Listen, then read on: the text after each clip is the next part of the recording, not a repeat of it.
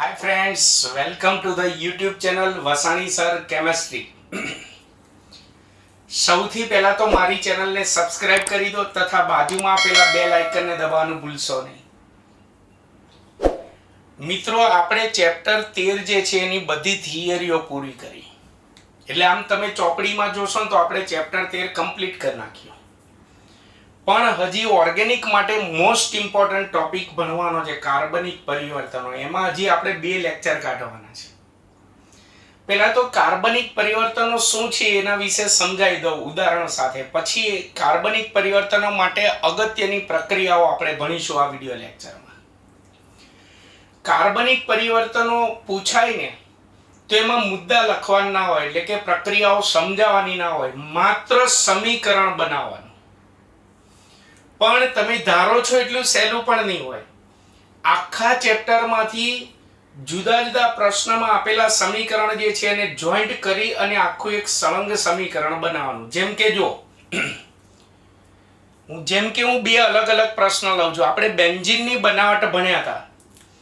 એમાં આપણે ફિનોલમાંથી બેન્ઝીનની બનાવટ આપણે ભણ્યા હતા કે ફિનોલને ઝિંક સાથે ગરમ કરો એટલે બેન્ઝીન બને.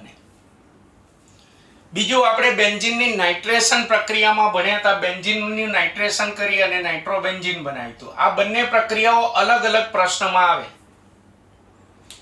બનાવટના પ્રશ્નમાં ફિનોલમાંથી બેન્ઝીન બનાવ્યું અને બેન્ઝીનના રાસાયણિક ગુણધર્મોમાં આપણે નાઇટ્રેશન પ્રક્રિયા કરી બેન્ઝીનમાંથી નાઇટ્રોબેન્ઝીન બનાવ્યું હતું. તો બંને પ્રક્રિયાઓ છે અલગ અલગ પ્રશ્નમાં ને.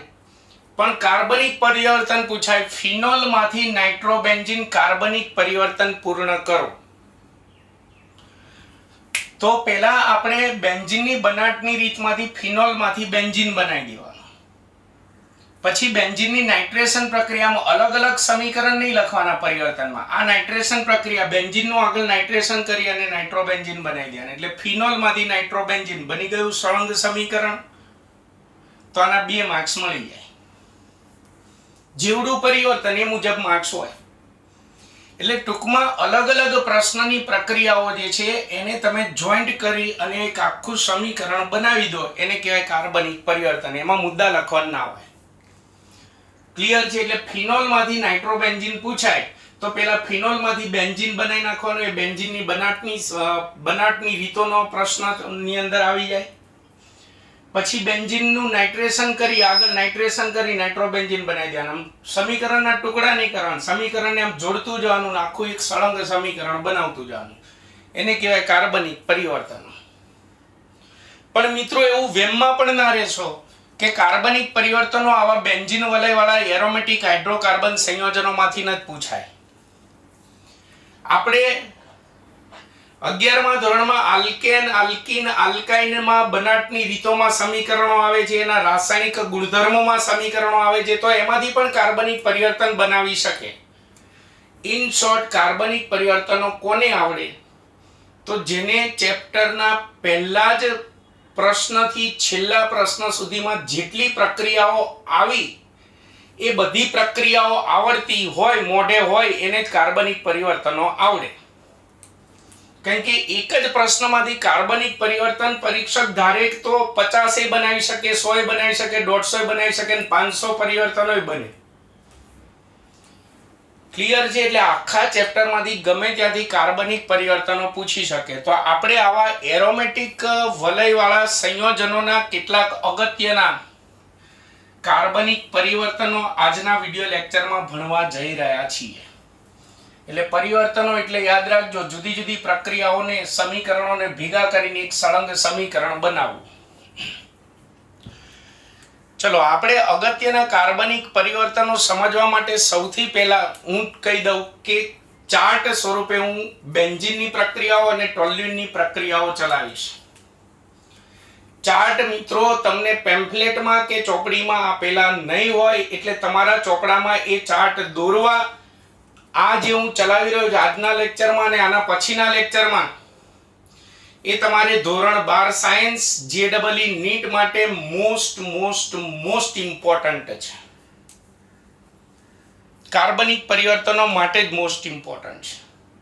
હું 2 ચાર્ટ ચલાવીશ, એક બેન્ઝીનનો ચાર્ટ અને એક ટોલ્યુઇનનો ચાર્ટ. અને સાથે સાથે પ્રક્રિયાઓ ચલાવતો જઈશ અને કાર્બનિક પરિવર્તનો સોલ્વ કરાવતો જઈશ. ચલો આપણે બેન્ઝીનની પ્રક્રિયાઓ ભણીએ. આપણે વારે ઘડી મારે આમ બેન્ઝીન દોરીને આમ લખવું ના પડે એટલે ચાર્ટ બનાવી દઉં છું. પણ પેલી આપણે ઇલેક્ટ્રોન અનુરાગી વિસ્થાપન પ્રક્રિયાઓ જે 6 હતી, nitration, sulfonation, chlorination, bromination, Friedel Crafts alkylation, Friedel Crafts acylation, જેનો મેં કોઠો ચલાવ્યો તો એક કોઠો મોઢે હોવો જોઈએ.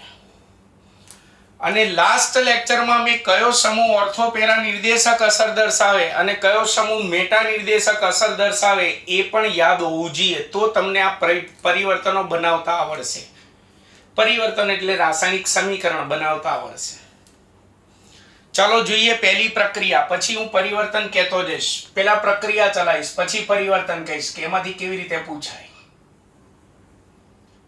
આપણે બેન્ઝીનની 6 પ્રક્રિયાઓ, ઇલેક્ટ્રોન અનુરાગી વિસ્થાપન પ્રક્રિયાઓ જે 6 જે છે એ ચલાવતા જઈએ. પણ હા, બીજું કહી દઉં, કાર્બનિક પરિવર્તનોની અંદર આપણે જે તાપમાન જે છે લખવા જરૂરી ના હોય. ત્યાં ઊંચું તાપમાન હોય તો શબ્દોમાં લખી નાખવાનું ઊંચા તાપમાને, નીચા તાપમાને પ્રક્રિયા થતી હોય તો શબ્દોમાં લખી નાખવાનું નીચા તાપમાને, ઊંચા તાપમાને પ્રક્રિયા થતી હોય શબ્દોમાં ના લખો હોય ઊંચા તાપમાને તો ડેલ્ટા કરી શકો તમે. એટલે હું ત્યાં કાર્બનિક પરિવર્તનોમાં તમારે તાપમાનના આંકડા મોઢે ગોખવાના નથી, ટેન્શન ના લેશો. ચલો સૌથી પહેલા બેન્ઝીનની નાઇટ્રેશન પ્રક્રિયા આપણે ભણીશું. બેન્ઝીનની નાઇટ્રેશન પ્રક્રિયા કોઠો યાદ હોવો જોઈએ આપણો ઇલેક્ટ્રોન અનુરાગી વિસ્થાપન પ્રક્રિયાનો.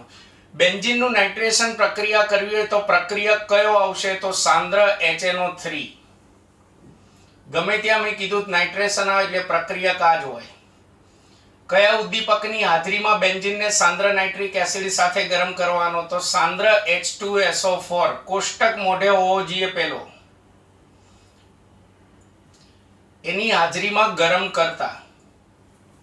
એટલે અહીંયા ડેલ્ટા કરી નાખવાની. અહીંયા તાપમાન જે છે એ લખવાની જરૂર નથી. ખરેખર બેન્ઝીનના નાઇટ્રેશનમાં 323 થી 333 કેલ્વિન તાપમાન હોય, પણ પરિવર્તનોમાં ડેલ્ટા કરી નાખો. તો યાદ કરો, આમાં પહેલા પ્રક્રિયક અને ઉદ્દીપક વચ્ચે પ્રક્રિયા થઈ, ઇલેક્ટ્રોન અનુરાગી ધનાયન છૂટો પડતો તો NO2+, જે બેન્ઝીન વલય તરફ આકર્ષાઈને તેના ગમે તે એક હાઇડ્રોજનનું વિસ્થાપન કરી તેના સ્થાને જોડાઈ જાય. આપણે પ્રેરક સમૂહ અને તેની નિર્દેશક અસરમાં જોયું તો પહેલું વિસ્થાપન ગમે ત્યાં થાય. હું અહીંયા નામ ટૂંકમાં લખીશ, નાઇટ્રોબેન્ઝીન. નિપજ મળી આપણને નાઇટ્રોબેન્ઝીન. અને આ પ્રક્રિયાના અંતે વિચારો, HNO3 માંથી NO2 કાઢી નાખો એટલે OH વધ્યો. NO2 આમાંથી H નું વિસ્થાપન કરીને જોડાઈ જાય છે તો આમાંથી H અને આમાંથી OH વધ્યો. એ બંને જોડાઈને શું છૂટું પડશે? H2O છૂટો પડશે. છૂટા પડતા વધારાના અણુને આપણે એરો ઉપર કાર્બનિક પરિવર્તનમાં લખવાનું, પણ માઇનસ કરીને લખવાનું. એટલે બેન્ઝીનનું આ રીતે નાઇટ્રેશન કરીએ તો નાઇટ્રોબેન્ઝીન મળે. અને આપણે ભણી ગયા હતા બેન્ઝીનના 6 કાર્બનની ક્રિયાશીલતા એક સરખી હોય એટલે પહેલું વિસ્થાપન ગમે ત્યાં થાય. ચલો હવે મારે આની અંદર બીજું વિસ્થાપન કરવું છે તો બીજું વિસ્થાપન ગમે ત્યાં નહીં થાય, આ ધ્યાન રાખજો. એના માટે પેલી ઓર્થોપેરા નિર્દેશક અસર અને મેટા નિર્દેશક અસર યાદ હોવી જોઈએ. હવે મારે આની અંદર બીજો NO2 દાખલ કરવો છે કાર્બનિક પરિવર્તન માટે. પછી હું પરિવર્તન બનાવીશ. તો બીજો NO2 દાખલ કરવો છે તો ફરીવાર NO2 દાખલ કરવાનો હોય તો ત્યારે નાઇટ્રેશન જ કરવાનું, નાઇટ્રેશન પ્રક્રિયા કરવાની. નાઇટ્રેશન પ્રક્રિયામાં કોઠો યાદ જ હોવો જોઈએ. કોઠા મુજબ અહીંયા એરો પર બધું ઠોકી નાખવાનું. પ્રક્રિયક, ઉદ્દીપક ને બધું. પ્રક્રિયક સાંદ્ર HNO3, ઉદ્દીપક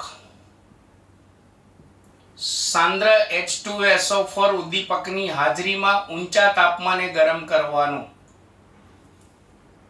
તો અહીંયા ડેલ્ટા કરી નાખો. નાઇટ્રેશન ગમે ત્યારે કરો એટલે પાણીનો અણુ છૂટો પડશે. એટલે છૂટો પડતો અણુ આપણે કોઠામાં લખાઈ દીધો છે. એમાં યાદ કરો, પ્રક્રિયક અને ઉદ્દીપક વચ્ચે પ્રક્રિયા થઈ અને પેલા ઇલેક્ટ્રોન અનુરાગી ધનાયન NO2+ છૂટો પડે. એ NO2+ આમાંથી હાઇડ્રોજનનું વિસ્થાપન કરીને જોડાય, પણ હવે આમાં ગમે ત્યાં જોડાશે નહીં. આમાં પહેલો સમૂહ જોડવાનો. પહેલો સમૂહ NO2 છે.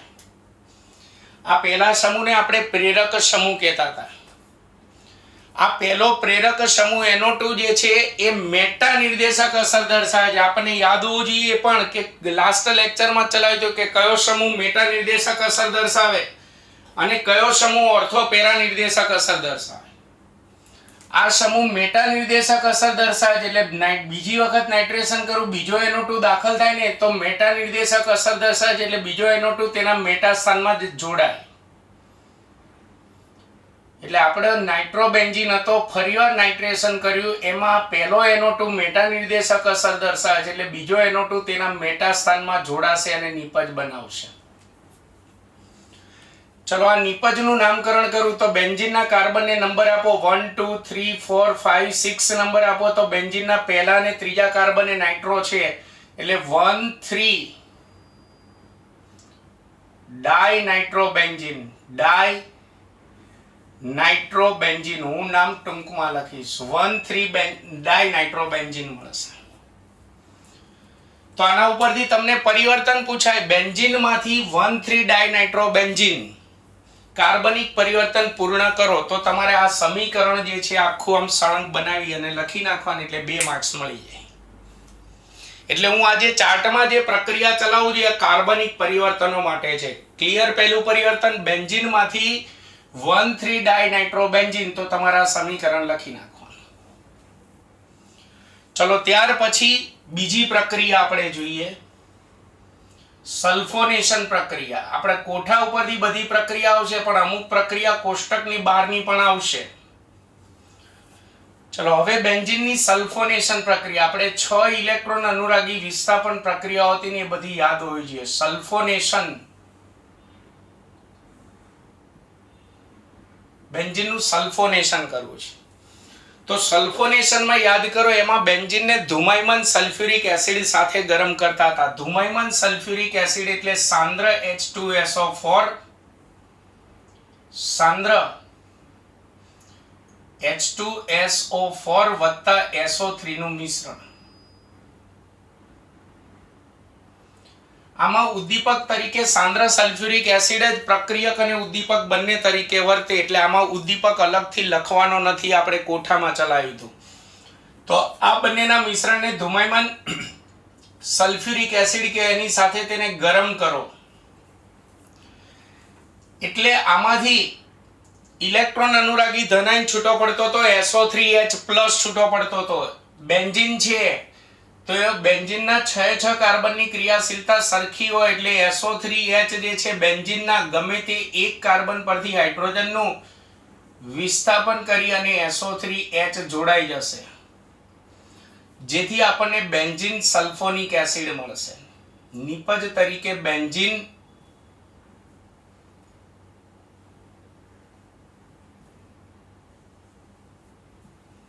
સલ્ફોનિક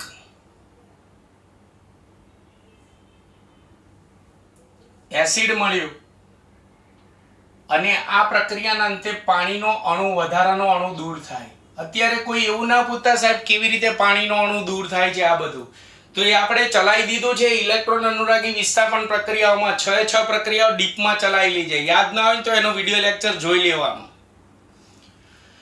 અને હંમેશા યાદ રાખજો પહેલું વિસ્થાપન ગમે ત્યાં થાય બીજું વિસ્થાપન ગમે ત્યાં ના થાય એના માટે નિર્દેશક અસર જોવાની. ચલો હવે આ બેન્ઝીન સલ્ફોનિક એસિડમાં મારે ફરીવાર બીજો SO3H દાખલ કરવો છે. ફરીવાર SO3H દાખલ કરવો છે તો ફરીવાર એનું સલ્ફોનેશન કરવાનું.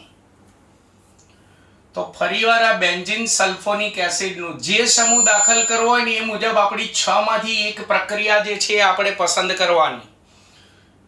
સલ્ફોનેશન પ્રક્રિયા. સલ્ફોનેશન પ્રક્રિયા ધુમાયમાન સલ્ફ્યુરિક એસિડ સાથે તેને ગરમ કરવાનો હોય એટલે આપણે બેન્ઝીન સલ્ફોનિક એસિડને ધુમાયમાન સલ્ફ્યુરિક એસિડ એટલે સાંદ્ર H2SO4 વત્તા SO3 આ બંનેના મિશ્રણને ધુમાયમાન સલ્ફ્યુરિક એસિડ કહેવાય એની સાથે ગરમ કરો. સલ્ફોનેશનમાં હંમેશા પાણીનો અણુ છૂટો પડે અને આપણે ઇલેક્ટ્રોન અનુરાગી વિસ્થાપન પ્રક્રિયામાં કીધું તો ધન આયન છૂટો પડશે SO3H+. પણ એ બીજો SO3H+ આમાં ગમે ત્યાં જોડાઈ શકશે નહીં. એમાં પહેલો સમૂહ પ્રેરક સમૂહ છે એની નિર્દેશક અસર જોવાની. તો તો લાસ્ટ લેક્ચરમાં આપણે ચલાવ્યું તો આ SO3H જે છે મેટા નિર્દેશક અસર દર્શાવે આ NO2 ની જેમ આ મેટા નિર્દેશક અસર દર્શાવે એટલે બીજો SO3H તેના મેટા સ્થાનમાં જોડાય ઓર્થો કે પેરા સ્થાનમાં જોડાય નહીં એટલે એક SO3H હતો આ પહેલો SO3H મેટા નિર્દેશક અસર દર્શાવે છે એટલે બીજો SO3H તેના મેટા સ્થાનમાં જ જોડાશે જેથી આપણને કઈ નિપજ મળશે બેન્ઝીનના પહેલા અને ત્રીજા કાર્બન એ SO3H છે આપણે પ્રચલિત નામવાળા સંયોજનો ચલાયેલા છે નામકરણ વખતે તો બેન્ઝીન એના પહેલા અને ત્રીજા કાર્બન એ SO3H છે એટલે 1,3 ડાઈસલ્ફોનિક એસિડ બેન્ઝીન 1,2 ડાઈ સલ્ફોનિક એસિડ મિત્રો આ ચાર્ટ બનાવતા રહેજો કે આ ચાર્ટ જે છે મેં મારી રીતે ડેવલપ કરેલો છે એટલે તમને પરિવર્તનો માટે બહુ જ કામમાં આવશે કોઈ ચોપડીમાં આ રીતે ચાર્ટ દોરેલો નહીં હોય તો તમને કાર્બનિક પરિવર્તન પૂછાય બેન્ઝીનમાંથી બેન્ઝીન 1,3 ડાઈસલ્ફોનિક એસિડ કાર્બનિક પરિવર્તન પૂર્ણ કરો તો બેન્ઝીનમાંથી બેન્ઝીન 1,3 ડાઈસલ્ફોનિક એસિડનું આખું સળંગ સમીકરણ જે છે તમારી પરીક્ષામાં આન્સર શીટમાં લખી નાખવાનું 2 માર્ક્સ મળી જશે બરાબર આપણે જે પણ પ્રક્રિયાઓ ભણીએ છીએ એમાંથી મોટા ભાગની પ્રક્રિયા આપણી પેલી 6 પ્રક્રિયા ઇલેક્ટ્રોન અનુરાગી વિસ્થાપન પ્રક્રિયામાં પણ અમુક પ્રક્રિયા વધારાની પણ ચલાય વધારાની એટલે JEE નીટ માટે કાર્બનિક પરિવર્તન માટે IMP 12મા ધોરણ માટે JEE નીટ માટે હવે આપણે બેન્ઝીનની બનાવટની રીતમાં ફિનોલમાંથી આપણે બેન્ઝીન બનાવ્યો તો યાદ કરો ફિનોલને ઝિંક સાથે ગરમ કરો તો આ ઝિંક અને આ ઓક્સિજન ZnO નો અણુ છૂટો પડશે અને બેન્ઝીન મળશે બેન્ઝીનની બનાવટની રીતમાંથી આપણે ફિનોલમાંથી બેન્ઝીન બનાવ્યું હતું પણ તમને કાર્બનિક પરિવર્તનમાં પૂછાય બેન્ઝીનમાંથી ફિનોલ તો આપણે બેન્ઝીનમાંથી ફિનોલ બને ને એવું સમીકરણ બનાવવાનું તો બેન્ઝીનમાંથી ફિનોલ બનાવવાનું પૂછાય ને તો તમારે આટલે બેન્ઝીનનું પહેલા સલ્ફોનેશન કરવાનું આટલે સુધી પછી આ નહીં લખવાનું પછી આ સમીકરણ લખવાનું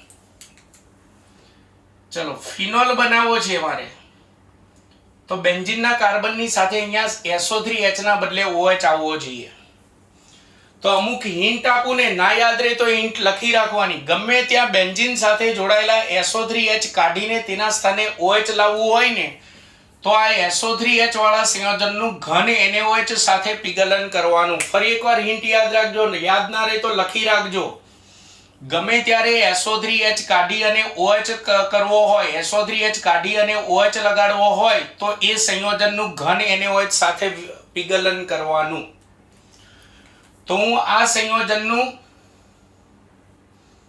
પીગલન કરીશ આ પ્રક્રિયા આપણે થિયરીમાં અમુક પ્રક્રિયાઓ એવી હશે કે જે થિયરીમાં નહીં આવતી હોય ડાયરેક્ટ JEE નીટમાં આવતી હોય ઘન NaOH સાથે પીગલન કરવાનું ઘન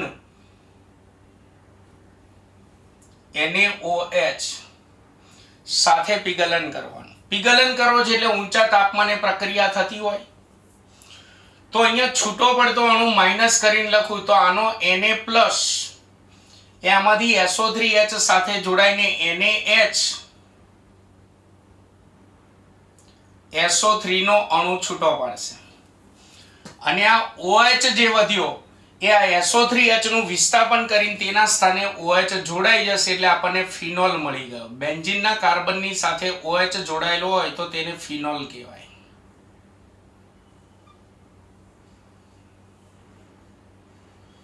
તો જો આપણે બેન્ઝીનની બનાવટની રીતમાં ફિનોલમાંથી બેન્ઝીન બનાવ્યો તો અહીંયા કાર્બનિક પરિવર્તનમાં મેં બેન્ઝીનમાંથી પાછો ફિનોલ બનાવ્યો તો તમને કાર્બનિક પરિવર્તન પૂછાય કે બેન્ઝીનમાંથી બેન્ઝીન 1,3 ડાઈસલ્ફોનિક એસિડ તો માત્ર આટલું સમીકરણ લખવાનું તો આ નહીં લખવાનું પણ એમ પૂછાય બેન્ઝીનમાંથી ફિનોલ તો તમારે બેન્ઝીનમાંથી પહેલા આ બેન્ઝીન સલ્ફોનિક એસિડ બનાવવાનો પછી બેન્ઝીન સલ્ફોનિક એસિડમાંથી ફિનોલ બનાવવાનું એટલે આ સમીકરણ આમ જે છે ચાર્ટમાં આમ જે છે એને આમ સીધું કરી નાખવાનું પરિવર્તનમાં પછી આમ નહીં લખવાનું આમ પરિવર્તનમાં પછી આમ સમીકરણ સીધું કરી દેવાનું સમજણ પડી ચલો ત્યાર પછી બેન્ઝીનમાંથી રિસોર્સિનોલ કે તો તમારે આ નહીં લખવાનું. બેન્ઝીનમાંથી રિસોર્સિનોલ કે તો આટલું લખવાનું અને આની હજી આગળ પ્રક્રિયા કરવાની. આગળ જગ્યા નથી એટલે હું આમ નીચે લખી નાખું છું. રિસોર્સિનોલ મારે બનાવવો છે તો પેલા રિસોર્સિનોલ નું સૂત્ર યાદ હોવું જોઈએ. અહીંયા OH હોય ને અહીંયા OH હોય તો મેં તમને હમણાં જ હિન્ટ આપી SO3H કાઢીને OH લગાડવું હોય તો એનું ઘન NaOH સાથે પીગલન કરવાનું. તો આનું આપણે પીગલન કરીશું.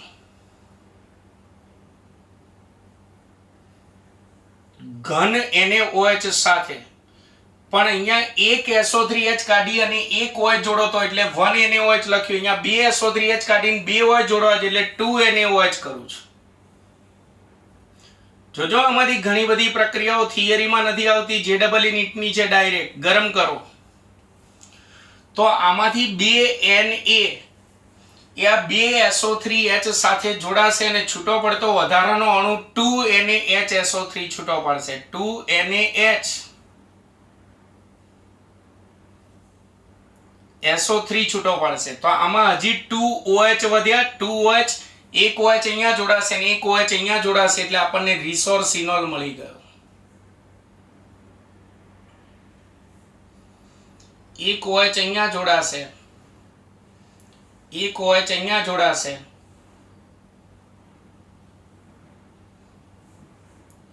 રિસોર્સિનોલ પણ બોલાય અથવા આને બેન્ઝીન 1,3 ડાયોલ પણ કહેવાય. તો તમને જો આટલામાંથી તમને ત્રણ પરિવર્તન આયા. પહેલું પરિવર્તન બેન્ઝીનમાંથી બેન્ઝીન 1,3 ડાયસલ્ફોનિક એસિડ તો આ નીચેનો ભાગ નહીં લખવાનો, માત્ર આટલું સમીકરણ આમ સીધું લખી નાખવાનું.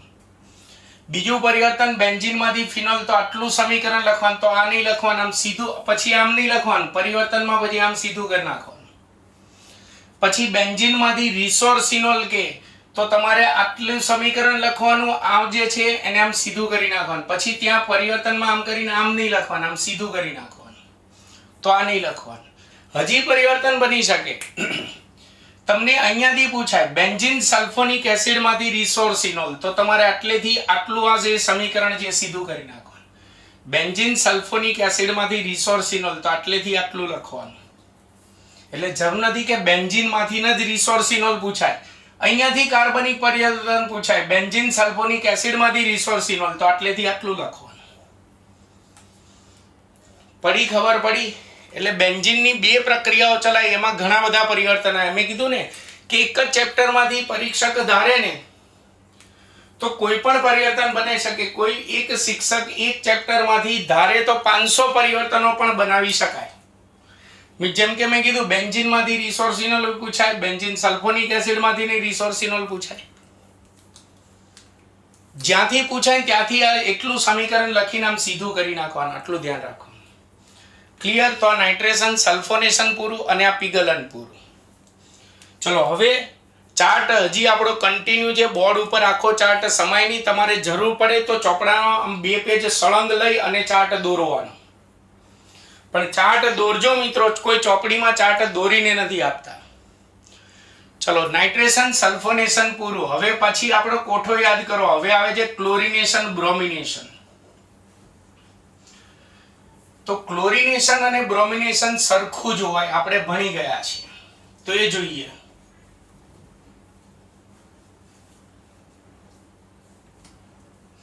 આપણો બેન્ઝીનનો ચાર્ટ જે છે એ કન્ટિન્યુ છે. મારીથી ભૂલથી આ લાઈન જે છે ભૂસાઈ ગઈ, ફરીવાર દોરી નાખું.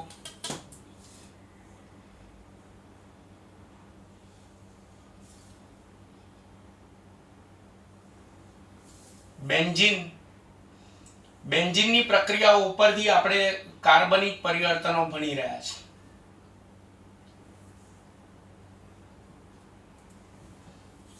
બેન્ઝીન હજી આપણો ચાર્ટ કન્ટિન્યુ છે, બહુ મોટો ચાર્ટ હશે. આમાં આપણે 3 ચાર્ટ ભણવાના છે. ચલો હવે બેન્ઝીનની ક્લોરિનેશન પ્રક્રિયા જોઈએ. તો આપણે કોઠવામાં આવતી પ્રક્રિયા આવે તો એ તો ફટાફટ હવે આવડવી જોઈએ. ક્લોરિનેશન પ્રક્રિયા.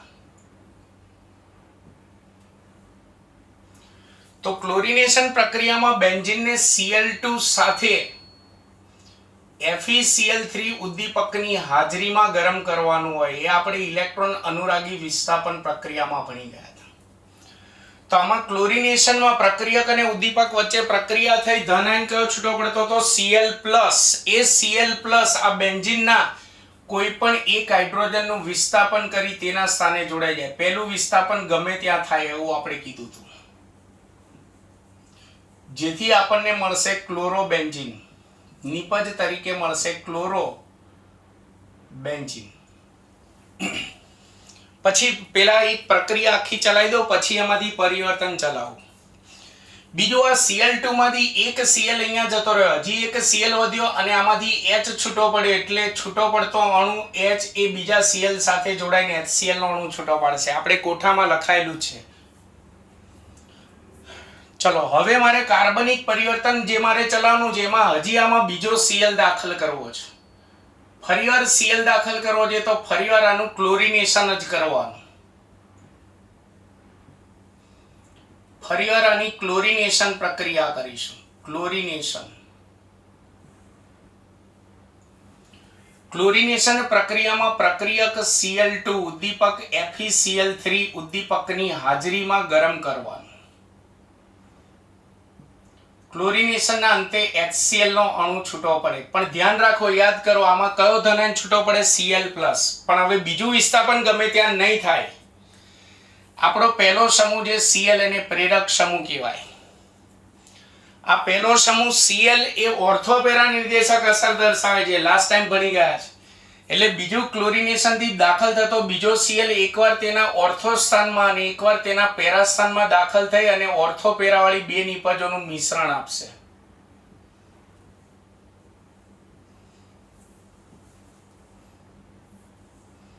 આપણે કીધું હતું કે મેટા નિર્દેશક અસર દર્શાવતો સમૂહ હોય તો બીજો સમૂહ માત્ર મેટા સ્થાનમાં જોડાય અને એક જ નિપજ મળે.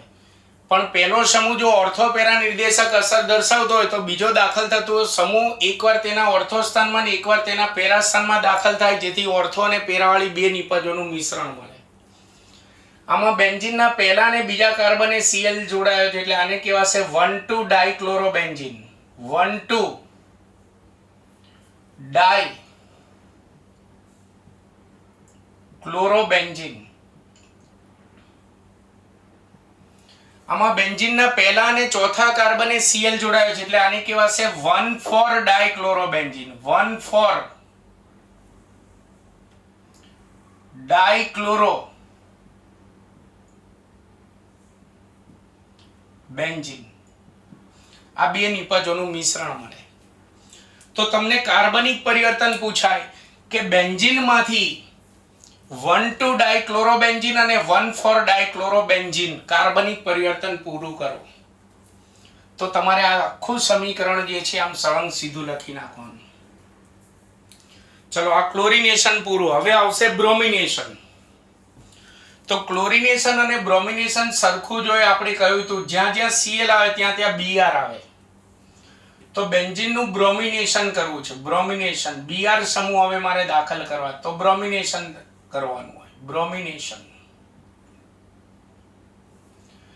બ્રોમિનેશનમાં બેન્ઝીનને પ્રક્રિયક Br2 સાથે FeBr3 ની હાજરીમાં ગરમ કરવાનું.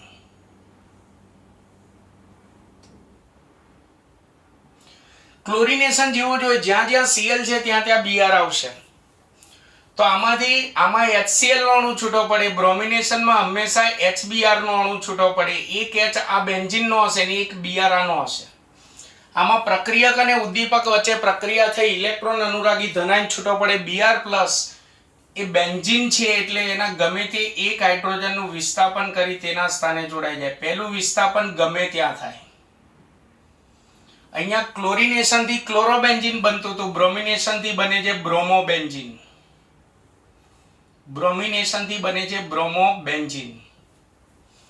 ચલો હવે આની જેમ મારે બીજો Cl દાખલ કરવો તો બીજી વખત ક્લોરિનેશન કર્યું. હવે મારે બીજો Br દાખલ કરવો છે કાર્બનિક પરિવર્તન બનાવવા માટે. તો મારે ફરીવાર શું કરવાનું? બ્રોમિનેશન.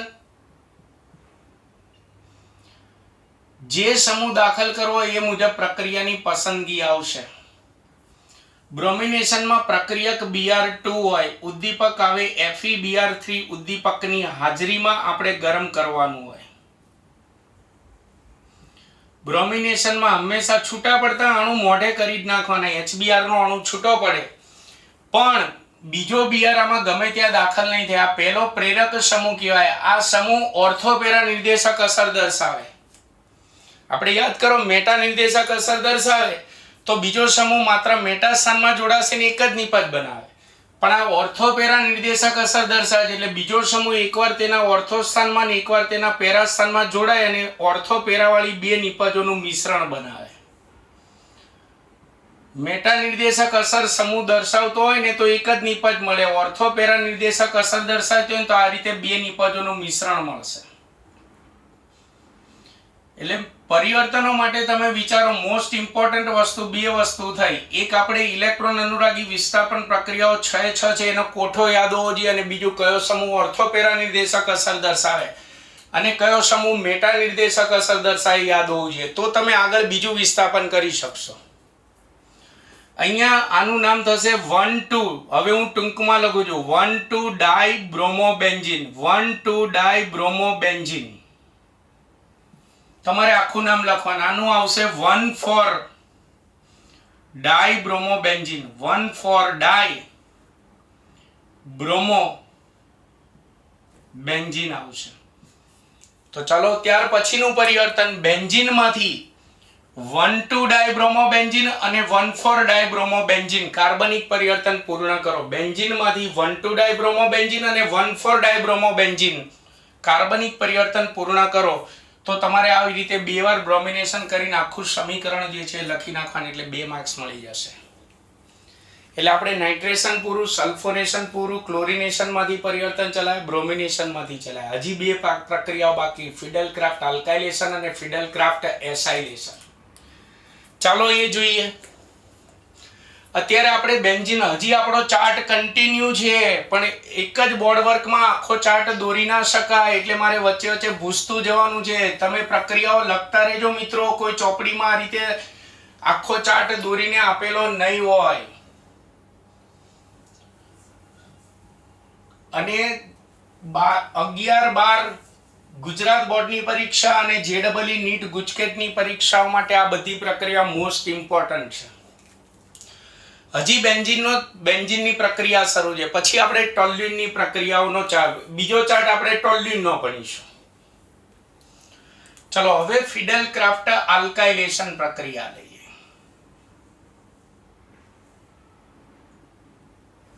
ફિડલ-ક્રાફ્ટ આલ્કાઇલેશન ના લખો હોય તો ટૂંકમાં લખવાનું FC આલ્કાઇલેશન.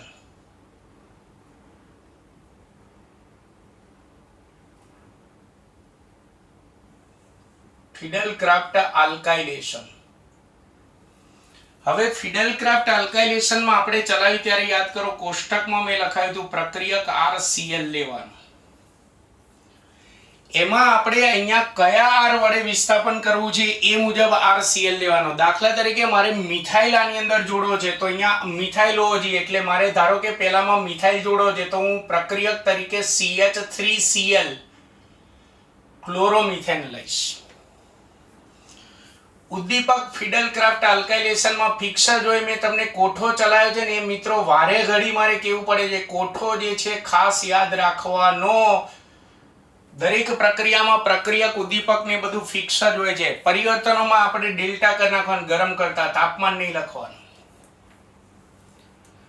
તો આમાંથી ધન આયન કયો છૂટો પડતો હતો? CH3+. પહેલું વિસ્થાપન ગમે ત્યાં થાય એટલે બેન્ઝીનના ગમે તે એક હાઇડ્રોજનનું વિસ્થાપન કરી એ CH3+ ત્યાં જોડાઈ જાય.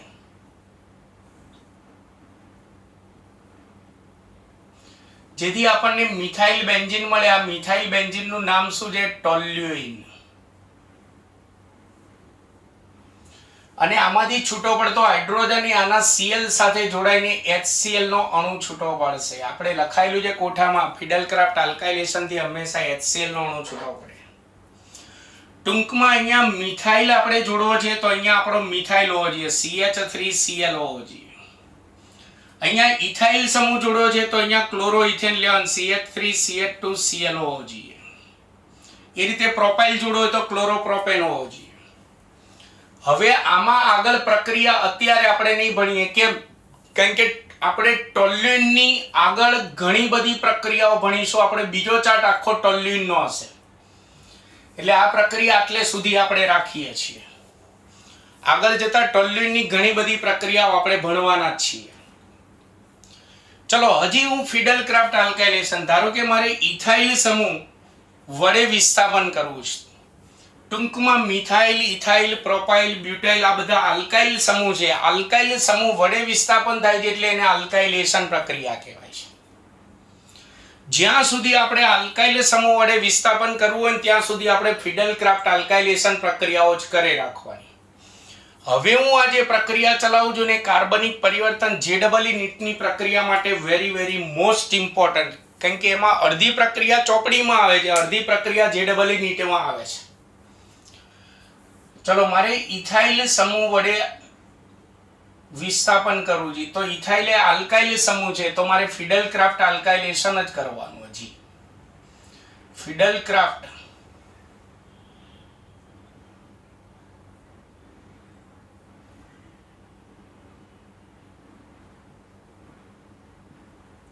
આલ્કાઇલેશન જ કરવાનું. પણ ઇથાઇલ સમૂહ વડે મારે વિસ્થાપન કરવું છે, તો અહીંયા મારે ક્લોરો ઇથેન લેવાનો, CH3 CH2 Cl. આલ્કાઇલેશનમાં ઉદ્દીપક હંમેશા નિર્જળ AlCl3 હોય, એની સાથે તેને ગરમ કરો એટલે આમાં ઇલેક્ટ્રોન અનુરાગી ધનાયન R+ છૂટો પડે એટલે ઇથાઇલ પ્લસ છૂટો પડે. પહેલું વિસ્થાપન ગમે ત્યાં થાય એટલે CH3 CH2+ જે છે એ બેન્ઝીનમાંથી હાઇડ્રોજનનું વિસ્થાપન કરી તેના સ્થાને જોડાઈ જશે. CH2 CH3 જોડાઈ ગયો. ઇથાઇલ સમૂહ જોડાય એટલે આનું નામ થશે ઇથાઇલ બેન્ઝીન. Ethyl benzene. બીજું, બેન્ઝીનમાંથી જે હાઇડ્રોજન છૂટો પડે આના Cl સાથે જોડાય. ફિડલક્રાફ્ટ આલ્કાઇલેશનમાં હંમેશા HCl નો અણુ છૂટો પડે. એટલે આ રીતે આલ્કાઇલેશન કરી methyl benzene, ethyl benzene, propyl benzene ને મેળવી શકાય. પણ હવે આગળ કાર્બનિક પરિવર્તન માટે પહેલા હું પ્રક્રિયા ચલાવી દઉં. આ પ્રક્રિયા JEE નીટમાં આવે છે, આપણે થિયરીમાં ક્યાંય આવી નથી. હવે મારે અહીંયાથી હાઇડ્રોજન એક H અહીંયાથી દૂર કરો એટલે H2 નો અણુ દૂર કરવો છે. H2 દૂર કરો એને ડીહાઇડ્રોજનેશન કહેવાય. H2 ઉમેરાય તો હાઇડ્રોજનેશન યાદ કરો ને દૂર થાય તો ડીહાઇડ્રોજનેશન. તો આપણે H2 દૂર કરવો છે એટલે ઇથાઇલ બેન્ઝીન નું ડીહાઇડ્રોજનેશન પ્રક્રિયા કરવી છે. ડીહાઇડ્રોજનેશન પ્રક્રિયા કરવી છે.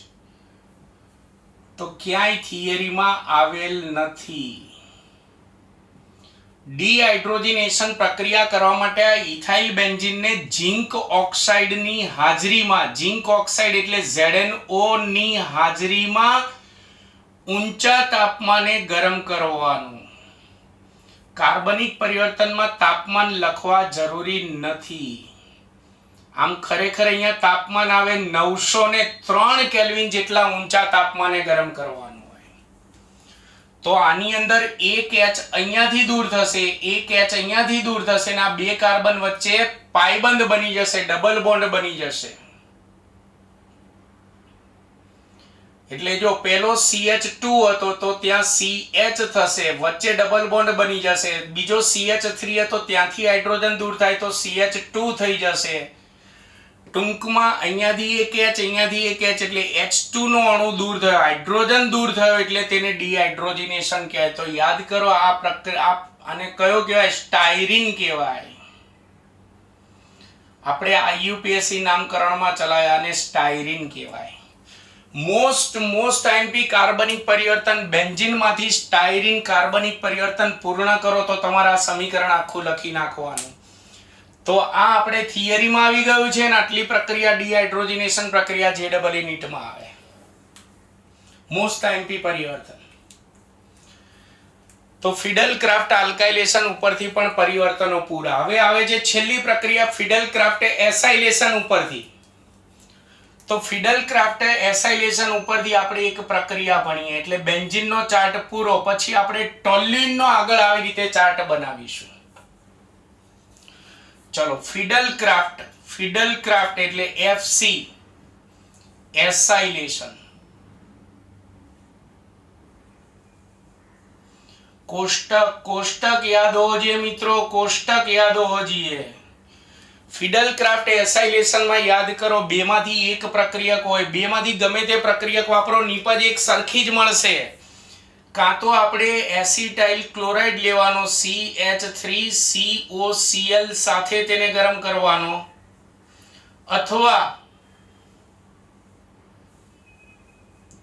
बेंजीन ने एसिटिक एनहाइड्राइड साथे गरम करवानी। एसिटिक एनहाइड्राइड એટલે CH3CO2O સાથે ગરમ કરવાનું। પણ આમાં પણ ફિડલ ક્રાફ્ટે એસાઇલેશન માં પણ યાદ કરો ઉદ્દીપક તરીકે નિર્જળ AlCl3 ઉદ્દીપકની હાજરીમાં ગરમ કરવાનું। तो आ प्रक्रियक होय के आ प्रक्रियक होय, फिडल क्राफ्ट एसाइलेशन में हमेशा इलेक्ट्रॉन अनुरागी धन आयन कयो छूटो पड़तो तो CH3CO+। बेंजीन छे એટલે એના 6 કાર્બનની ક્રિયાશીલતા સમાન હોય એટલે આ ઇલેક્ટ્રોન અનુરાગી ધન આયન તેના ગમે તે એક H+ નું વિસ્થાપન કરી તેના સ્થાને જોડાઈ જશે। પહેલું વિસ્થાપન ગમે ત્યાં થાય।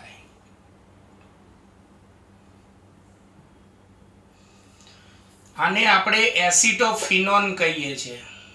પ્રચલિત નામવાળા સંયોજનો ચેપ્ટર 12 માં ચલાયેલા છે IUPAC નામકરણ વખતે, ત્યારે આ બધાના નામ યાદ હોવા જોઈએ। એસિટોફિનોલ નહીં હો, ફિનોન ઓનો કેમ કીટોન છે એટલે। પણ જો આ હોય તો યાદ કરો CH3CO જે છે આમાંથી હાઇડ્રોજનનું વિસ્થાપન કરીને જોડાઈ ગયો તો આનો હાઇડ્રોજન અને આનો Cl જોડાઈને HCl નો અણુ છૂટો પડે। अथवा जो आ प्रक्रियक होय तो CH3CO2 छे बे छे तो एमांथी एक आमांथी हाइड्रोजनનું વિસ્થાપન કરીને એક જોડાઈ ગયો તો હજી એક CH3CO વધ્યો, બારનો ઓક્સિજન વધ્યો અને બેન્ઝીનમાંથી એક H આવે એટલે એ H અહીંયા જોડાઈ જાય એટલે એસિટિક એસિડનો અણુ છૂટો પડે। એટલે આપણે ફિડલ ક્રાફ્ટ એસાઇલેશન માં ભણ્યા હતા એસિટાઇલ ક્લોરાઇડ હોય તો HCl નો અણુ છૂટો પડે ને એસિટિક એનહાઇડ્રાઇડ હોય તો એસિટિક એસિડ નો અણુ છૂટો પડે, બાકી નિપજ એક સરખી જ મળે કારણ કે ધન આયન એક સરખો છૂટો પડે। તો તમને આમાંથી પરિવર્તન પૂછાય બેન્ઝીન માંથી એસિટોફિનોન તો તમારે આ સમીકરણ લખી નાખવાનું, બેન્ઝીન માંથી ટોલ્યુઇન તો આ સમીકરણ, બેન્ઝીન માંથી સ્ટાયરીન તો આ સમીકરણ। ક્લિયર? તો અહીંયા બેન્ઝીનની नाइट्रेशन प्रक्रिया, सल्फोनेशन प्रक्रिया, क्लोरिनेशन प्रक्रिया, ब्रोमिनेशन प्रक्रिया, फिडल क्राफ्ट अल्काइलेशन અને फिडल क्राफ्ट एसाइलेशन प्रक्रियाओनो चार्ट पूरो। एमां કેટલીક પ્રક્રિયાઓ JEE નીટની પણ મેં ઉમેરી, જેમ કે પેલી ઘન NaOH સાથે पिघलन કર્યું તો અહીંયા ડીહાઇડ્રોજનેશન ને બધું। તો આ જે ચાર્ટ જે છે આખો તમારે પૂરો એવું લાગે ને તો તમારે ચોપડાના 2 પેજ લેવાના અને આમ ઊંધો આડો ચોપડો રાખવાનો અને આખો સળંગ ચાર્ટ દોરી રાખવાનો। ચાર્ટ દોરી રાખજો મિત્રો, યાદ કરશો વસાણીને 12મા ધોરણ અને JEE નીટ માટે ખાસ મોસ્ટ ઇમ્પોર્ટન્ટ કાર્બનિક પરિવર્તનો માટે। તો મિત્રો આ બેન્ઝીનની પ્રક્રિયાઓનો ચાર્ટ કાર્બનિક પરિવર્તનો માટે। તો હવે આ જ રીતે આગળ ટોલ્યુઇનની પ્રક્રિયાનો ચાર્ટ આપણે ભણીશું, કાર્બનિક પરિવર્તનો માટે ભણીશું। બેન્ઝીનની પ્રક્રિયાઓમાં કોઈ પ્રક્રિયા રહી નથી જતી ને એ હું જોઈ લઉં। બેન્ઝીનની કોઈ પ્રક્રિયા રહી ના જતી હોવી જોઈએ, નથી રહી જતી। હવે આપણે ટોલ્યુઇનની પ્રક્રિયાનો ચાર્ટ ભણીશું। ટોલ્યુઇનની પ્રક્રિયાનો ચાર્ટ બહુ લાંબો હશે, એ પણ કાર્બનિક પરિવર્તનો માટે મોસ્ટ ઇમ્પોર્ટન્ટ। એટલે મિત્રો જેટલા પણ હું ચાર્ટ દોરું ને એ બધા તમે ખાસ ચોપડામાં દોરતા રહેજો। આજે મેં એક ચાર્ટ ચલાવ્યો બેન્ઝીનનો ચાર્ટ। હવે ટોલ્યુઇનની પ્રક્રિયાનો ચાર્ટ આવે છે, એ પણ કાર્બનિક પરિવર્તન માટે 12 science 11-12 science Gujarat board JEE NEET GUJCET માટે IMP છે, પણ એ મિત્રો નેક્સ્ટ વિડિયો લેક્ચરમાં ભણીશું। તો જો તમને મારો વિડિયો લેક્ચર ખરેખર સારો લાગતો હોય તો જરૂરથી સારી કમેન્ટ કરો, મારા વિડિયોને લાઈક અને શેર કરવાનું ભૂલતા નહીં। નમસ્કાર।